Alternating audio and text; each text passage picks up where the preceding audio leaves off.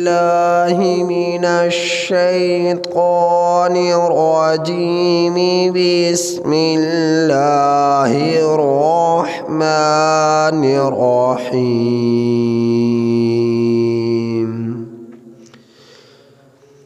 क़ाल या क़ौमि अरअयतुम इन कुन्तु अला बय्यिनतिम मिर रब्बी वरज़क़नी मिन्हु रिज़क़न हसना वमा उरीदु अन उख़ालिफ़कुम इला मा अनहाकुम अन्हु इन उरीदु इल्लल इस्लाह मस्ततअतु वमा तौफ़ीक़ी इल्ला बिल्लाह अलैहि तवक्कलतु व इलैहि उनीब। वया क़ौमि ला यजरिमन्नकुम शिक़ाक़ी अन युसीबकुम मिस्लु मा अस्साब क़ौम नूह मिस्लु मा अस्साब क़ौम नूहिन औ क़ौम हूदिन औ क़ौम सालिह वमा क़ौम लूतिन मिनकुम बिबईद। वस्तग़फ़िरू रब्बकुम सुम्मा तूबू इलैहि इन्न रब्बी रहीमुन वदूद। क़ालू या शुअैब मा नफ़क़हु कसीरम मिम्मा तक़ूलु व इन्ना लनराक फ़ीना ज़ईफ़ा वलौला रहतुक लरजमनाक वमा अन्त अलैना बिअज़ीज़। क़ाल या क़ौमि अरहती अअज़्ज़ु अलैकुम मिनल्लाह वत्तख़ज़्तुमूहु वराअकुम ज़िह्रिय्या इन्न रब्बी बिमा तअमलून मुहीत।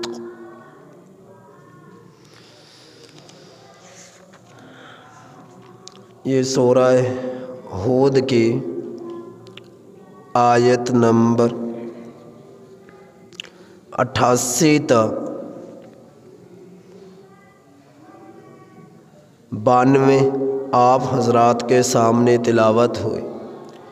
इस सूरह हूद की आयत नंबर 88 तक 92 आप अहबाब के सामने तिलावत हुई। इन आयात करीमा में कौम शुअैब का तज़किरा है, जैसा कि गुज़िश्ता सबक में सुन चुके हैं। इन आयात करीमा का तर्जुमा ये है, क़ाल शुअैब अलैहिस्सलातु वस्सलाम ने फरमाया, या क़ौमी ए मेरी कौम, अरअयतुम भला तुम मुझे बतलाओ, इन कुन्तु अला बय्यिनतिम मिर रब्बी, अगर मैं अपने रब की तरफ से वाज़े दलील पर हूँ, वरज़क़नी मिन्हु रिज़क़न हसना, और मुझे اس نے اپنی طرف سے اچھا رزق عطا فرمایا۔ وما ارید، اور نہیں میں ارادہ رکھتا اس بات کا کہ ان اخالفکم، کہ میں مخالفت کروں تمہاری اس چیز کی طرف الی ما انہاکم عن، جس سے میں تمہیں منع کرتا ہوں۔ ان ارید، نہیں میں ارادہ رکھتا الا الاصلاح، مگر اصلاح کی، ما استطعت، جتنی مجھے توفیق ہے، وما توفیقی الا باللہ، اور نہیں ہے مجھے توفیق مگر اللہ ہی کی مدد کے ساتھ۔ علیہ توکلت، اللہ ہی پر میں نے بھروسہ کیا۔ وإلیہ انیب، اور اسی کی طرف میں نے رجوع کیا۔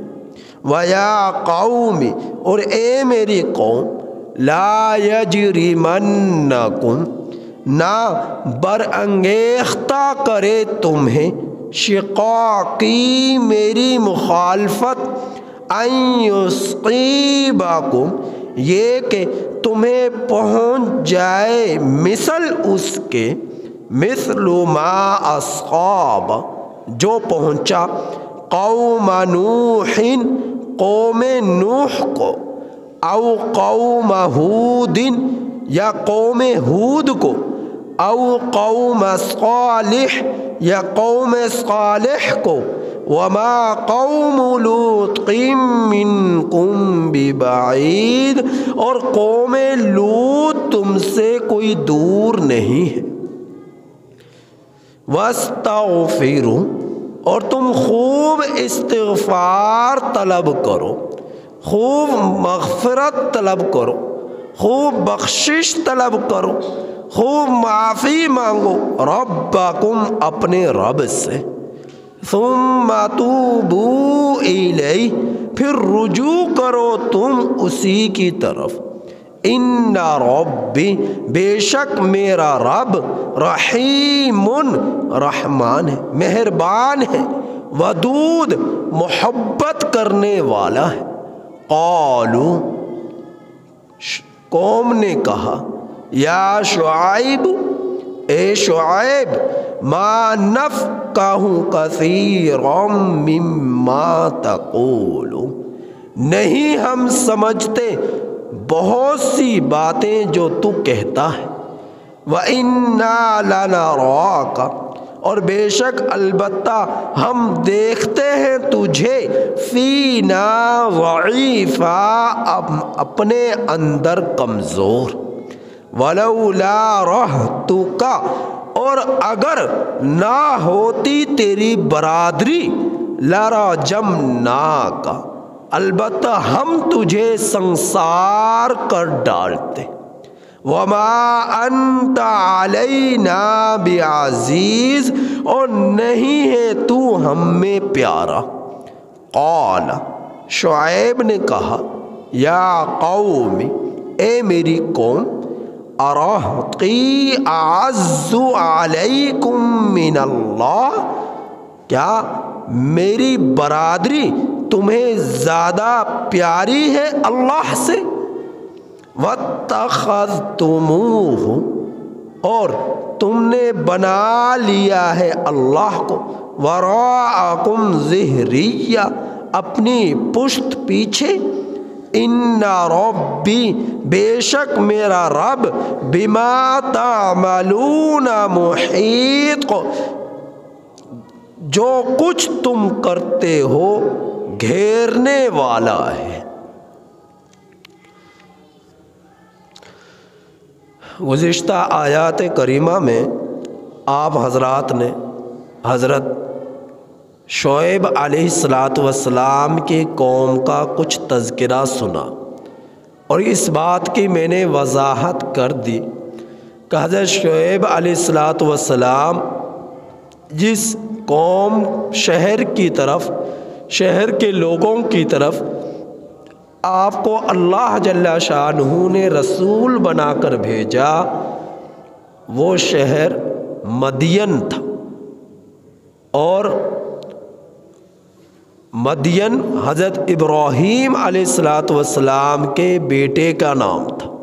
بیٹے کی نسبت سے شہر کا نام پڑا، شہر والوں کو مدین والا کہا جاتا۔ تو حضرت شعیب علیہ الصلاۃ والسلام کے ابراہیم علیہ الصلاۃ والسلام کے بارے میں یہ بتلا چکا کہ 2 بیٹوں کا تذکرہ قرآن کریم میں ملتا ہے۔ ایک کا نام جو بڑا بیٹا ہے اسماعیل علیہ الصلاۃ والسلام، جو حضرت ہاجرہ علیہ الصلاۃ والسلام کے بطن سے تھے۔ دوسرے بیٹے جو چھوٹے تھے حضرت اسحاق علیہ الصلاۃ والسلام، جو حضرت سارہ علیہ الصلاۃ والسلام کے بطن سے تھے۔ تو حضرت ابراہیم علیہ الصلاۃ والسلام کے ان 2 بیٹوں کا ذکر قرآن مجید میں آتا ہے۔ باقی 3 بیٹوں کا مزید ذکر تورات وغیرہ میں آتا ہے۔ ایک کا نام مدین، دوسرے کا نام مدائن، تیسرے کا نام کدار رحمۃ اللہ علیہ۔ یہ 3 بیٹوں کا تذکرہ مزید تورات وغیرہ کتابوں میں آتا ہے۔ تو ان 3 بیٹوں میں سے ایک بیٹا جو مدین تھا، اسی کی نسبت سے یہ شہر تھا، تو اس شہر والوں کو مدین والا کہا جاتا تھا کہ یہ مدین کے رہنے والے۔ تو حضرت شعیب علیہ الصلاۃ والسلام اللہ رب العزت کے برگزیدہ پیغمبر تھے۔ اللہ نے آپ کو فصیح اور بلیغ گفتگو کرنے کا ملکہ عطا فرمایا تھا، اور آپ کو نشانیاں عطا فرمائی تھی۔ جیسا کہ آپ نے ایک نشانی کے بارے میں سن چکے کہ قوم نے کہا کہ اگر ہمارے بت کہہ دیں کہ آپ سچے اللہ کے پیغمبر ہیں تو ہم آپ کی رسالت کو قبول کر لیں گے اور اللہ کا نبی مان لیں گے۔ شعیب علیہ الصلاۃ والسلام نے فرمایا کہ ٹھیک ہے، لے چلو اپنے بتوں کے پاس۔ بتوں کے پاس لایا گیا۔ حضرت شعیب علیہ الصلاۃ والسلام نے ان کی طرف خطاب کرتے ہوئے فرمایا کہ ما ربکم، تم سب کا رب کون ہے؟ تو ان سب نے یہ جواب دیا، ہم سب کا رب اللہ جل جلالہ ہے۔ تو پھر فرمایا بتلاؤ مجھے من انا، میں کون ہوں؟ تو ان سب بتوں نے کہا کہ آپ اللہ کے پیغمبر ہیں، سچے رسول ہیں، اور انہوں نے بڑی تفصیل کے ساتھ یہ بات بتلائی، جیسا کہ کچھ میں کل ذکر کر چکا تھا۔ تو یہ ملکہ آپ کو عطا فرمائے۔ حضرت شعیب علیہ الصلاۃ والسلام کی تبلیغ کے بنیادی طور پر 3 مقصد تھے۔ نمبر 1 کہ قوم سے یہ کہا کہ اللہ کے سوا کسی کی عبادت نہ کرو۔ اللہ کی ذات مشکل کشا، حاجت روا، داتا، دستگیر، دسترس، مقنن ہے تو اللہ کی ذات ہے۔ دوسری دعوت یہ تھی کہ ناپ تول میں کمی نہ کرو۔ تیسری دعوت یہ تھی کہ آپ اللہ کی زمین میں فساد نہ مچاؤ، اور وہ ان تینوں کاموں کو بھرپور طریقے سے کیا کرتے تھے۔ شرک بھی بھرپور طریقے سے کہ توحید کے قائل نہ تھے۔ ماپ تول میں کمی عروج پر تھی، سمجھانے کے باوجود نہ سمجھتے تھے۔ زمین میں فساد بھی عروج پر تھا، جیسا کہ بتلایا جا چکا کہ یہ شہر کے حدود عربہ جو تھا وہ سارا کا سارا جنگلات پر مشتمل تھا، اور یہ بین الاقوامی منڈی مدین شہر میں لگا کرتی تھی، اور دور دراز سے لوگ چیزیں بیچنے کے لیے اور خریدنے کے لیے آیا کرتے تھے۔ اور اس جگہ پہ جو خریدار تھے انہوں نے دو جو ہے ٹاپ اور ترازو رکھے ہوئے تھے۔ کچھ چیزیں ایسی تھی جنہیں ٹاپ کے ذریعے دیا جاتا تھا، اس کا ٹوپا رکھا ہوا ہوتا، اس کے اندر چیز ڈالتے کہ اتنی مقدار اس میں آ جاتی، اور وہ اس کی قیمت ہوتی یہ اتنے کا ٹوپا ملے گا، اس کے اندر جو سامان ہے، اناج ہے، غلہ ہے، اور ترازو کہ جس سے تول وزن کر دیا کرتے تھے۔ جب وہ لیتے تو انہوں نے دو یہ چیزیں رکھی ہوئی تھی، ٹاپ بھی اور ترازو بھی۔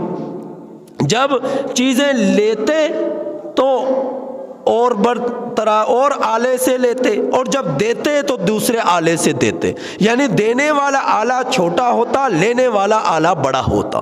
تو اس طرح وہ لوگ کیا کرتے تھے۔ حضرت شعیب علیہ السلام نے انہیں خوب سمجھایا ایسا نہ کرو، یہ غلط ہے، رزق حلال کھاؤ، حرام نہ کھاؤ۔ اور یاد رکھیے گا حضرت سعد بن وقاص، اور پھر فرمایا حضرت شعیب اللہ کے رسول صلی اللہ علیہ وسلم نے کہ ایک شخص دور دراز سے سفر کر سفر حج پر جاتا ہے اور طواف کعبہ کرتا ہے، اور پھر کعبۃ اللہ کے غلاف سے چمٹ کر اللہ کو پکارتا ہے، یا ربی یا ربی یا ربی، اللہ یا اللہ، اے اللہ اے اللہ، زور زور سے اللہ کو پکارتا ہے غلاف کعبہ سے چمٹ کر۔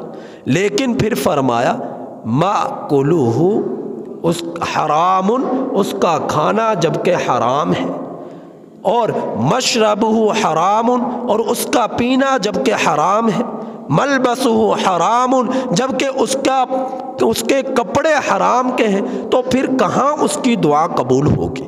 ایسے شخص کی دعا قبول نہیں ہو سکتی۔ تو رزق حلال کھاؤ، حرام نہ کھاؤ۔ حضرت شعیب علیہ السلام کی یہ دعوت تھی، قوم کو سمجھانا تھا۔ تو ان آیات کریمہ میں اللہ رب العزت کے پیغمبر یہی فرما رہے کہ جب میں اپنے رب کی طرف سے واضح دلیل پر ہوں اے میری قوم، تو تم مجھے بتلاؤ۔ وَرَزَقَنِي مِنْهُ رِزْقًا حَسَنًا، بتوں نے بھی تاکید کر دی، اقرار کر لیا کہ ہمارا رب اللہ ہے، اور بتوں نے بھی اس بات کا اقرار کر لیا، تصدیق کر دی کہ آپ اللہ کے سچے پیغمبر ہیں۔ اب جب یہ واضح دلائل تمہارے پاس آ چکے پھر بھی تم نہ مانو، تو یہ تو اللہ رب العزت کے عذاب کو دعوت دینے والی بات۔ پھر فرمایا کہ اللہ رب العزت نے مجھے اپنی طرف سے اچھا رزق عطا فرمایا۔ اچھا رزق کی تفصیل یہ بیان کی گئی ہے۔ نمبر 1، اللہ نے جو آپ کو رسالت اور نبوت عطا فرمائی، یہ بھی ایک رزق ہی کی صورت ہے۔ نمبر 2، اللہ نے آپ کو روحانی رزق عطا فرمایا۔ نمبر 3، اللہ نے آپ کو اولاد عطا فرمائی۔ حضرت شعیب علیہ السلام کی بھی بیٹیاں ہی تھیں، اور وہ صرف 2 تھی، بیٹا کوئی نہیں تھا۔ اس سے پہلے آپ سن چکے حضرت لوط علیہ السلام کی بھی بیٹیاں ہی تھیں، بیٹا کوئی نہ تھا۔ تو حضرت شعیب علیہ السلام کی بھی بیٹیاں تھیں، بیٹا کوئی نہ تھا۔ تو حضرت شعیب علیہ السلام کو یہ رزق عطا فرمایا۔ آپ کی بیٹیاں ہی بکریاں وغیرہ چرایا کرتی تھی، آپ کا بیٹا کوئی نہ تھا، تو اللہ نے یہ آپ کو رزق عطا فرمایا۔ تیسری تفسیر، رزق سے مراد یہ بیٹیاں تھیں جو اللہ نے آپ کو عطا فرمائی۔ تو اما ارید ان اخالفکم الی ما انہاکم عن، اور پھر فرمایا کہ میں نہیں ارادہ کرتا اس بات کا کہ میں مخالفت کروں اس کی جس سے میں تمہیں منع کرتا ہوں۔ یعنی ایسا نہیں ہے تو میں کہوں کہ شرک نہ کرو اور میں خود شرک کروں، ایسا نہیں ہے کہ میں تمہیں کہوں کہ ماپ تول میں کمی نہ کرو اور میں خود ماپ تول میں کمی کرتا ہوں، ایسا نہیں ہے کہ میں تم سے کہوں کہ زمین میں فساد نہ مچاؤ اور جبکہ میں خود زمین میں فساد مچاتا ہوں۔ یعنی ایسا نہیں ہے کہ جو میں خود کہتا ہوں وہ خود کرتا نہیں، بلکہ جو میں کہتا ہوں وہ میں کرتا بھی ہوں۔ لہٰذا تم بھی جو میں کہوں میری ان باتوں کو مان لو، قبول کر لو، اسی میں تمہارے لیے بہتری ہے۔ اور میرا مقصد کوئی دنیاوی تم سے مفاد نہیں ہے، بلکہ میرا مقصد صرف اور صرف ان ارید الا الاصلاح ہے، مستطاعت، جتنی مجھ میں توفیق ہے، اور مجھ میں جتنی توفیق ہے وہ اللہ ہی کی مدد کے ساتھ ہے، اور میں اپنے رب پر بھروسہ رکھتا ہوں اور اسی کی طرف رجوع کرتا ہوں۔ لہٰذا اے میری قوم، تمہیں برانگیختہ نہ کرے میری مخالفت، اس بات پر کہیں ایسا نہ ہو کہ تمہیں بھی وہ عذاب پہنچ جائے جو گزشتہ قوموں کو پہنچا۔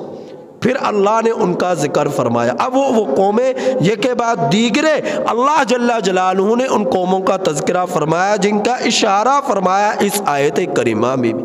کہ جیسا کہ عذاب پہنچا قوم نوح کو کہ غرق ہو گئی مخالفت نافرمانی کی بنا پر، او قوم ہود جیسا کہ عذاب آیا قوم ہود پر کہ تیز و تند ہوا آئی، اس سے وہ سب کے سب لوگ ہلاک ہو گئے، جیسا کہ عذاب آیا او قوم صالح قوم صالح پر کہ زلزلہ آیا اور چیخ آئی جس کی وجہ سے ان کے کلیجے پھٹ گئے اور وہ لوگ مر گئے، وما قوم لوط منکم ببعید، اور اے میری قوم لوط تو تم سے زیادہ دور نہیں ہے، ان کا زمانہ زیادہ دور نہیں گزرا تم سے، وہ تو تمہارے قریب کے زمانے میں آئی تھی قوم لوط کہ انہوں نے اللہ کی مخالفت کی، کفر کیا، شرک کیا اور بدکاری کی، بے حیائی کی، تو اللہ نے ان کے آنکھوں کو مسخ کر ڈالا، انہیں اندھا کر ڈالا اور ان پر پتھر برسائے، ان کی بستیوں کو پلٹ دیا، تو اللہ رب العزت نے ان کو